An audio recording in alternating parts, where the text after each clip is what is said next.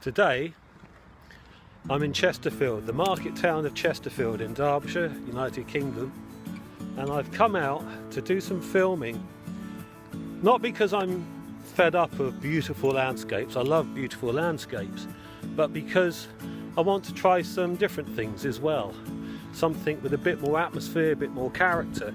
So I'm playing with editing techniques to do that.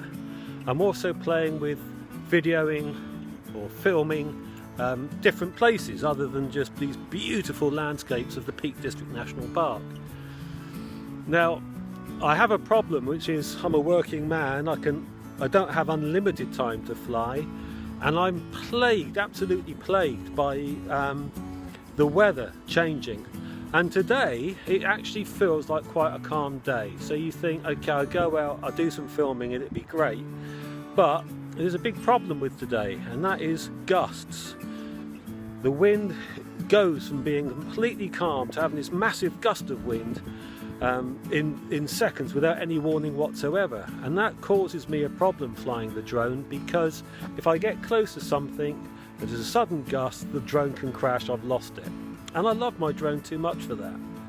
I don't have spare ones and I don't have the money to get another one. So I'm holding on to this as much as I can. However, there's a place here that I've been wanting to film for some time.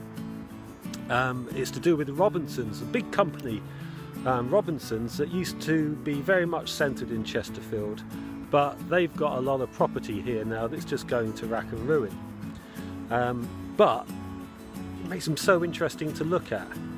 Now, I wanted to film around this area a lot more, but because of the gusts I've not been able to. But what I have been able to is to film primarily along the sheltered side of it, where the building itself is protecting the drone from the gusts, and it gives me that little bit more control in my nervous state to be able to film it. And then I'm going to apply filters to it to see how that changes the character, using filters in post-edit and also the use of music.